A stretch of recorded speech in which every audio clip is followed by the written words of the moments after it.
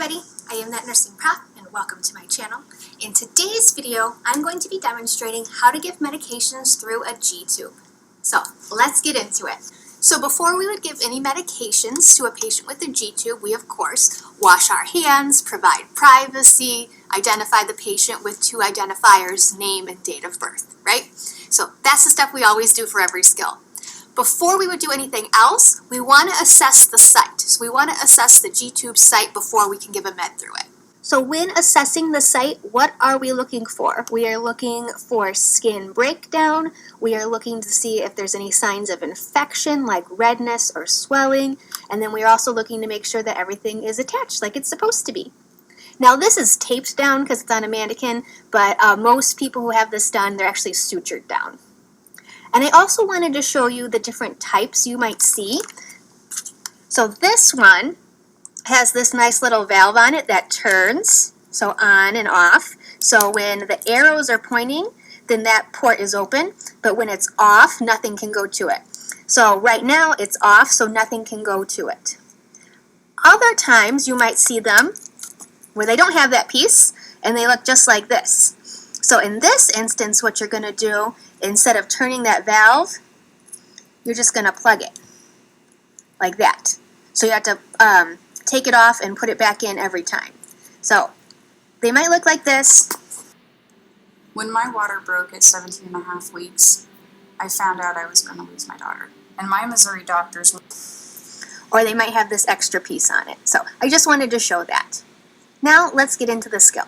So since this is a medication skill, we still need to consult our MAR, right? We need to do our 3 checks, so make sure everything looks good. Then we'll take our medication, and then we'll compare it and make sure everything matches, checking the expiration date.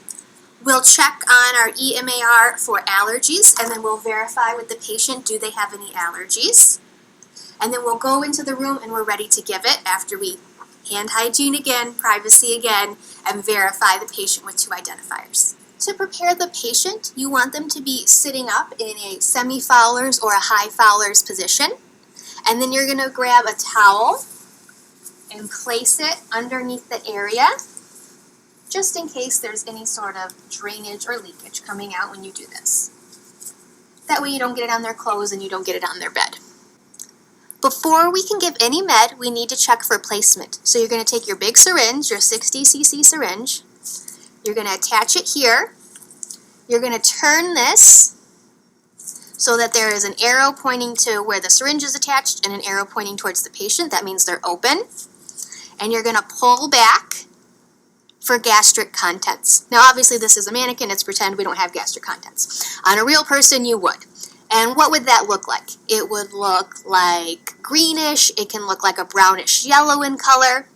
It should never ever be red, and it should never ever be black, okay?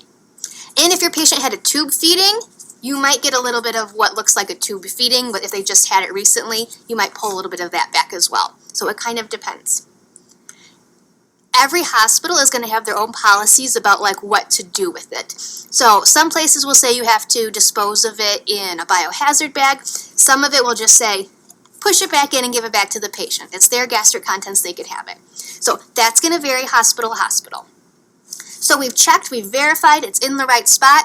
Now we can give our meds. Before we do that, we have to turn everything off again, okay? Because we don't want anything to accidentally leak out.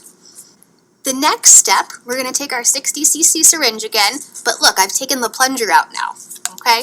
So we're going to turn this to open it again. We're going to place this in here, holding it like this, and now we're going to give them 30 mLs of water. And this is a flush, okay? So our first thing we're going to do before we give the med is we're going to flush with 30 mLs. Then we're going to turn it off again and go prepare our med. In an ideal setting, all medications we would give would be in a liquid form. So if there is an option for your medication to be in a liquid form, ask for it. Ask doctor if they can change the order to make it a liquid form. Not every medication has that option. So pills can be crushed and capsules can be opened. And then we will mix those with 30 mLs of water. We're going to give one medication at a time, and meds that can't be crushed include extended release or enteric coated medications. So make sure you're reading that stuff before you try to crush it. So we've had our med, we've verified it on the MAR, we've double checked everything, allergies, expiration date, all of that. Now we're ready to actually crush it. So what I recommend doing, and you're going to see a bunch of different types of crushers in your practice. This is the kind that I have, okay? It's a little cup crusher. So what I recommend doing is actually putting another little med cup inside of this. This incredible device removes 50 times more earwax than cotton.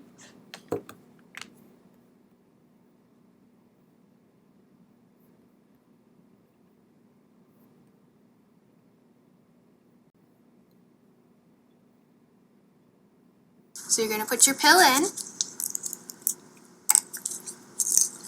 Then you're going to take this piece, see what it looks like, and then we're going to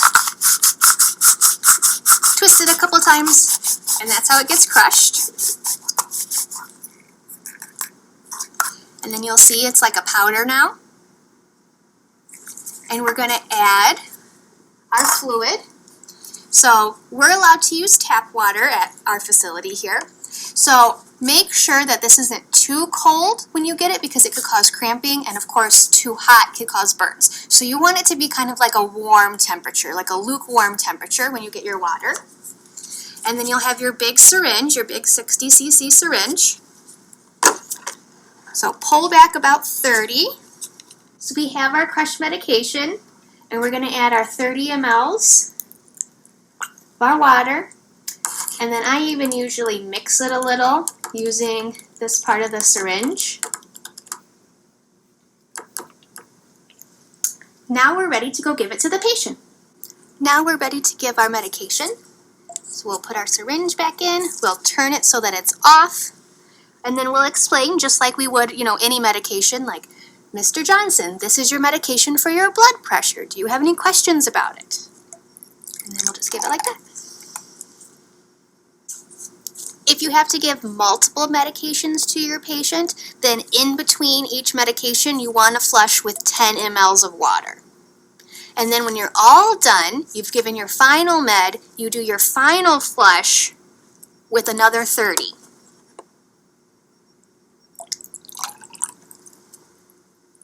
After you give your medications, you want to make sure that the patient stays sitting up.